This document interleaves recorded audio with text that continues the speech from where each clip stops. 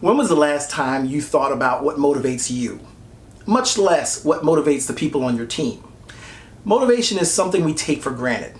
We think that people should be motivated, and often we don't know what motivates us, so we definitely don't know what motivates others. I want to take the idea of motivation off the back burner, put that puppy on the front burner, and deal with it because it's something that every leader should understand. And we're going to reveal this and other mysteries in 3, 2, 1. My name is Dr. David Arrington. I am the fastest growing leadership coach on the internet. Please do not look that up. And I want to help you become a phenomenal, promotable leader.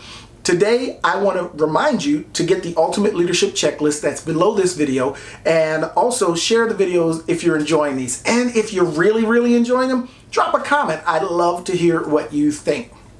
Let's talk motivation. I have talked to enough leaders to understand that some leaders believe, a lot of leaders actually, believe that motivation should be just there. There's no reason not to be motivated. You're being paid to be here. You're an adult. You know, all of those wonderful things. But that's just not how motivation works. Motivation is not something that you can buy. It's something that has to come from within. I'm talking intrinsic motivation. There's extrinsic motivation, but for today, for the leaders we're trying to become, we're talking intrinsic motivation, because when you can tap into what really motivates people, you can draw out that high performance. And get this, high performance begins with motivation. It can be argued that we don't do anything, pretty much anything, without proper motivation. So as leaders, it behooves us. Did I just say behooves? I did. It's okay. It behooves us to find out what motivates the people on our teams, because without that information, we can't expect them to become high performers. We can't expect to run a high performing team. And it's so simple. It's simple and it's not, but let's get into it. When you understand what motivation is, intrinsic motivation, you have a leg up on everybody around you, because most people talk about motivation, but they don't know what it is. Bunchball listed 5 intrinsic motivators. They were autonomy, mastery, progress, purpose, and social interaction. Those are the 5 intrinsic motivators they mentioned.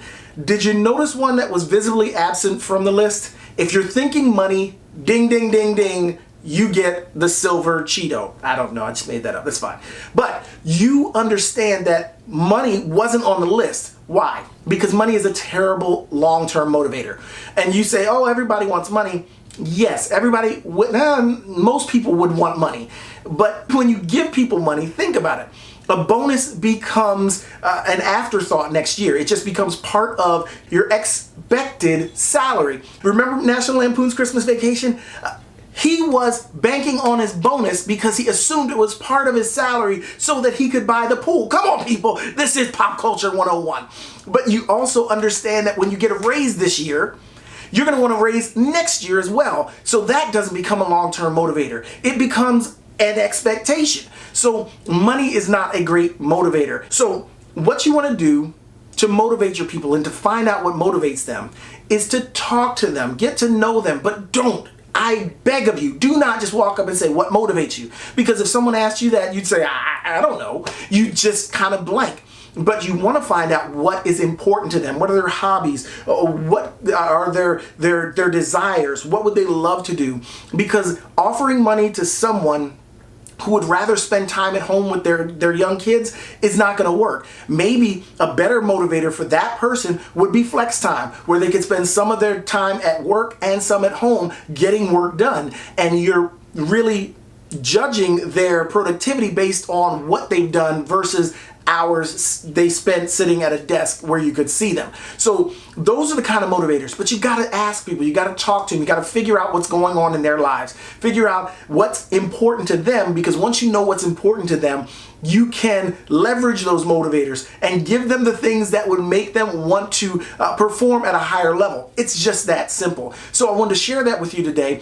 Get to know your people so that you can motivate them properly, because when you motivate them properly, they will perform even more exceptionally than they would have otherwise.